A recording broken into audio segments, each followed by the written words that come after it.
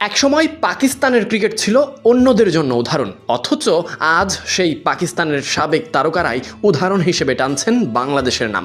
অস্ট্রেলিয়ার বিপক্ষে ঐতিহাসিক সিরিজ জয়ের পর টাইগারদের সাহসী ক্রিকেটের প্রশংসায় পঞ্চমুখ পাকিস্তানের সাবেক উইকেটরক্ষক ব্যাটার কামরান আকমল।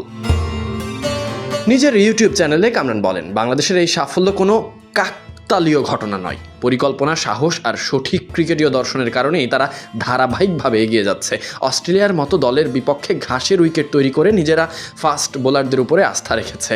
বাংলাদেশের সবচেয়ে বড় সাফল্যই এখানে ফ্ল্যাট উইকেটে নয়, বরং সাহসী ক্রিকেট খেলেই জয় তুলে নিয়েছে বাংলাদেশ। বাংলাদেশ ক্রিকেটের এই অর্জনকে অসাধারণ আখ্যা দিয়েছেন কামরান আকমল। তিনি আরও বলেন, এখন আর পিছনে তাকানোর সুযোগ নেই। ঘরের মাঠের সাফল্যকে কাজে লাগিয়ে বিদেশের মাটিতে বড় দলগুলোর বিপক্ষে জয় তুলে আনার লক্ষ্য স্থির করতে হবে।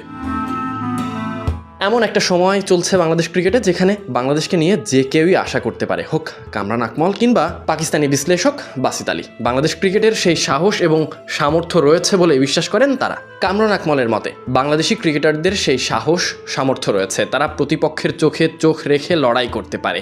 আর এই সিরিজে সেটারই প্রমাণ দিয়েছে টাইগাররা। ক্রিকেট সাহসীদের খেলা, আর বর্তমানে সেই সাহস দেখিয়ে বিশ্ব ক্রিকেটে নিজেদের নতুন পরিচয় তৈরি করেছে বাংলাদেশ। শুধু কি কামরান আকমলরাই বাংলাদেশ দলের দূরদর্শী পরিকল্পনার প্রশংসা করেছেন ধারাভাষ্যকাররাও। বাসিত আলী থেকে শুরু করে ইয়ান বিশপ কিংবা হার্ষা ভুগলেও। যেমন বাসিত আলী নিজের ইউটিউব চ্যানেলে বলেছেন, প্রথম ম্যাচ জেতার পর কেউ কি স্পোর্টিং উইকেট বানায়? কিন্তু বাংলাদেশ বানিয়েছে, কারণ তাদের সাহস আছে। তারা 2027 বিশ্বকাপের কথা চিন্তা করছে, লম্বা সময়ের জন্য চিন্তা করছে তারা।